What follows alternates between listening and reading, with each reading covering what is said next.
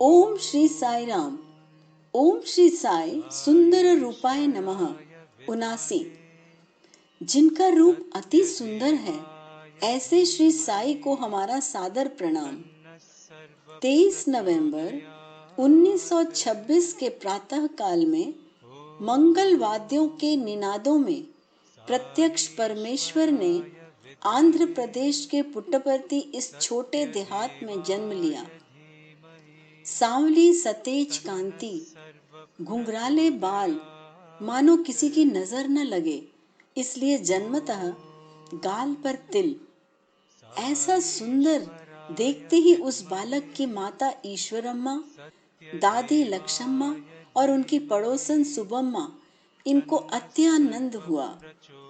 श्री सत्यनारायण व्रत की समाप्ति होने के बाद जन्म हुआ, इसलिए बालक का नाम सत्यनारायण रखा गया। सभी लोग उस बालक को प्रेम से सत्या कहने लगे। बाल सत्या दिन ब दिन शुक्ल पक्ष के चंद्र के समान बढ़ने लगा। बाल सत्या का घुटने पर दौड़ता हुआ रूप देखकर माता ईश्वरम्मा के मन में गोकुल के श्री कृष्ण भगवान की याद आती थी। थोड़ा बड़ा होने पर यह बालक खुद अपने हाथों से विभूति का आड़ा पट्टा लगाने लगा। अपनी बड़ी बहन को अपना यह हट पूरा करना चाहिए, इसलिए सत्यनारायण दक्ष रहता था। उसका यह रूप सभी को मोह में डालता था। 6-7 साल की उम्र का होने पर दादाजी कोंडमा राजू का यह लाडला पोता उनकी नाटक कंपनी में काम करने लगा। इस बालक का मनोहर रूप, मधुर वाणी, नृत्य कौशल्य देखकर प्रत्यक्ष प्रभु रामचंद्र और कृष्ण ने फिर से अवतार लिया है, ऐसा प्रेक्षकों को प्रतीत होता था। यह देखकर पाठशाला की मदद के लिए कार्यक्रम करना निश्चित होने पर उस समय की सुप्रसिद्ध नृत्यांगना ऋषयेंद्र मणि की भूमिका सत्यनारायण ने हूबहू, किसी को भी संशय नहीं हुआ कि यह ऋषयेंद्र मणि नहीं है। श्री सत्यनारायण ने अवतार धारण करके मैं साईं बाबा हूँ ऐसा घोषित किया। दूसरों को यह महसूस हुआ। उसके बाद जो उत्सव पुट्टपर्ती में होने लगे, उसमें नवरात्रि का जुलूस निकालते थे। उस समय भगवान बाबा जी का रूप अति सुंदर, भव्य, दिव्य दिखाई देता था। इससे पहले भी रामनवमी के दिन जुलूस निकाला जाता था। उस समय उनके साथियों ने बाल सत्या को श्री राम के वेश में गाड़ी में बिठाया था। उनके सुंदर रूप और गुणों की वजह यह श्री राम का रूप बहुत ही मोहक, सुहाना लगता था।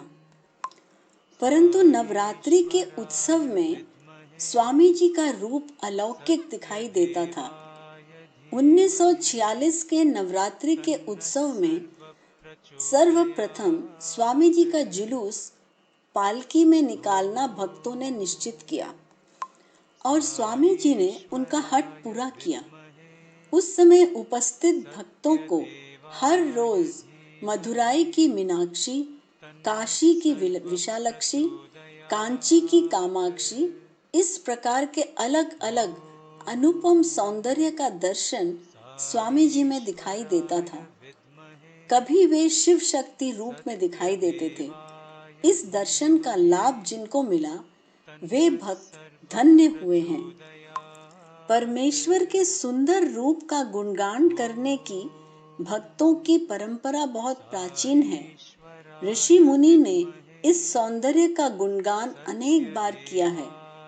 प्रभु रामचंद्र जी के रूप का गुणगान करते समय बुद्ध कौशिक ऋषि कहते हैं,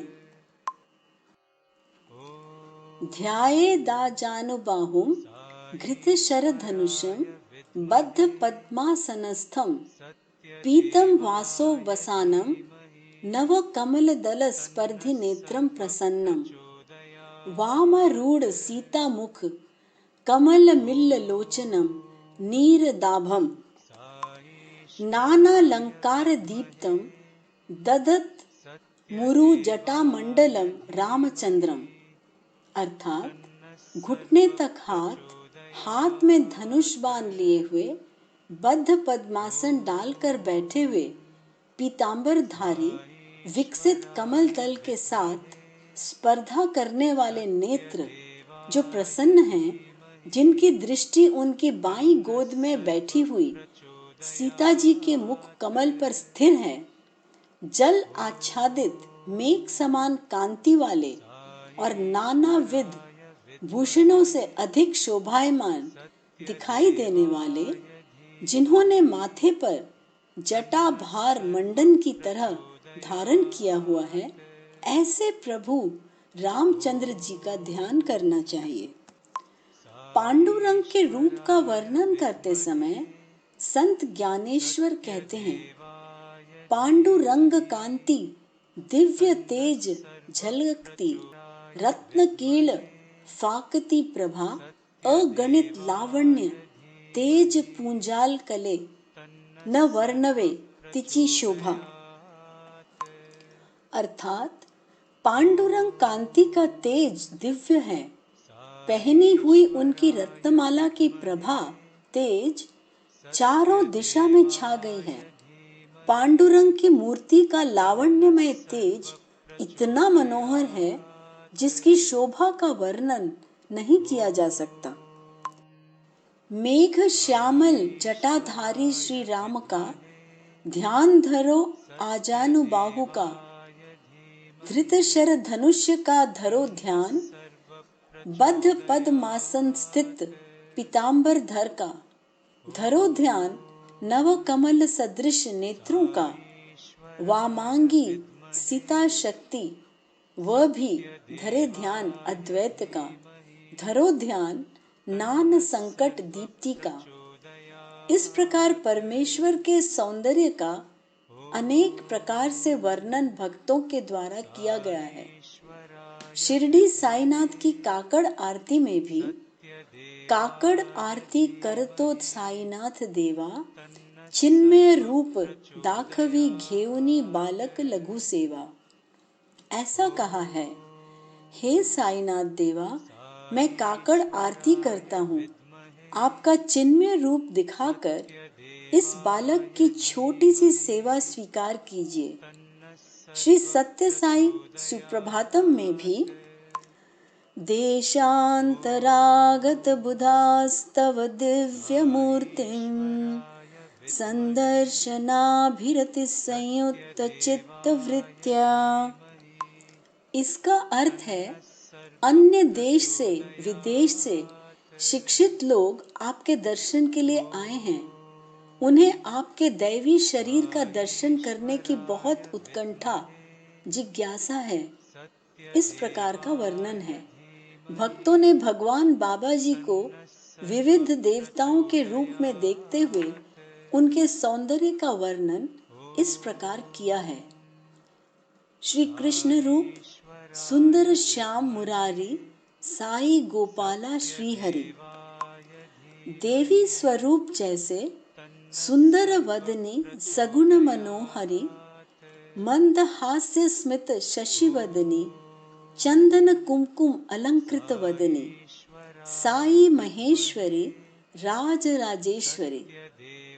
ऐसे ये भगवान के सुंदर रूप का वर्णन करते समय भक्तों को अति आनंद होता है और साई दर्शन में दिव्य अमृतम इस प्रकार अवस्था हो जाती है।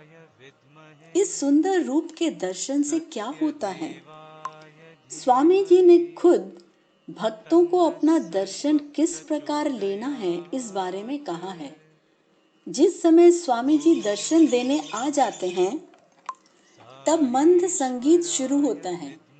उस समय भक्तों को अपना सभी चित्त मन स्वामी जी के उस रूप पर एकाग्र करके दर्शन लेना चाहिए। दर्शन देकर स्वामी जी फिर से वापस जाने तक किसी का भी जगह का उठकर जाना उचित नहीं है।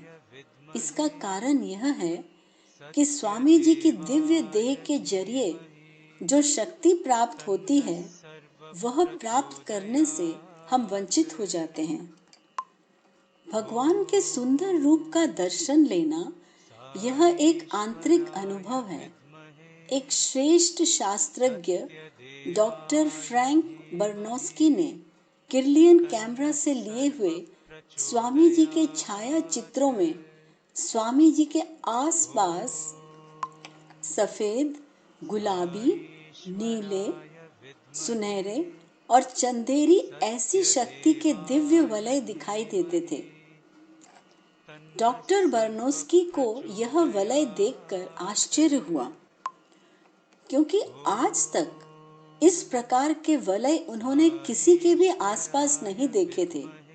इसका मतलब श्री सत्य साई के दर्शन से भक्तों को प्रेम, शांति और आनंद की किरणों में स्नान होता है और भक्तों की आत्मा से भी उसी प्रकार का प्रकाश निर्माण होता है।